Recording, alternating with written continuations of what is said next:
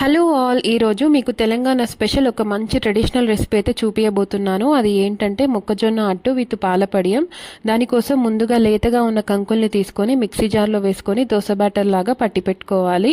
పాలపడియం కోసం ముందు రోజు నైట్ ఒక చిన్న గ్లాసు బియ్యాన్ని అయితే నానపెట్టుకొని మార్నింగ్ ఇలా మిక్సీలో వేసుకోవాలి.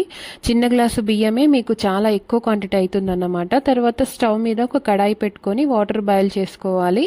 ఒక గ్లాసు బియ్యానికి మీకు 3 గ్లాసు వాటర్ అయితే పోసుకోవాలి అన్నమాట. అవి బాయిల్ అయ్యాక మిక్సీ చేసి పెట్టుకున్న బియ్యం పిండి ఉంది కదా, అది కొన్ని వాటర్ పోసి జారుడు లాగా చేసుకొని కొద్ది కొద్దిగా యాడ్ చేస్తూ కలుపుతూ ఉండాలి, ఉండలు లేకుండా.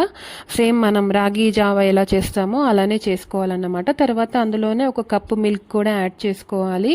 అది దగ్గర పడిన తర్వాత ఒక కప్పు షుగర్ని కూడా యాడ్ చేసి బాగా కలుపుతూ ఉండాలి. ఈ రెసిపీకి మెయిన్ ఇంగ్రీడియంట్ వచ్చేసి ఇలాచీ పౌడర్. ఇది కంపల్సరీ యాడ్ చేయాలి. పాలపడియం టేస్ట్ మొత్తం చేంజ్ చేసేదే ఇలాచీ పౌడర్.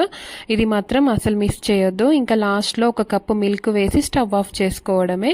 అంతే, ఎంతో టేస్టీ పాలపడియం రెడీ అయిపోయినట్టే. ఇంకా ముందుగా మనం దోశ బ్యాటర్ పట్టి పెట్టుకుందాం కదా మొక్కజొన్నది, అది దోశలాగా వేసుకొని మూత పెట్టుకొని ఇలా మగ్గించుకుంటే మీకు దోశ అనేది క్రిస్పీగా మంచిగా ఉడుకుతుంది అన్నమాట. ఇంకా అది పాలపడియంతో టేస్ట్ చేయడమే.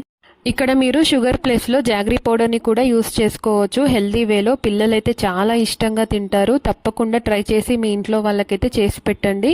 ఇది మంచి ఫైబర్ అండ్ ప్రోటీన్ రిచ్ ఉన్న ఫుడ్ అన్నమాట.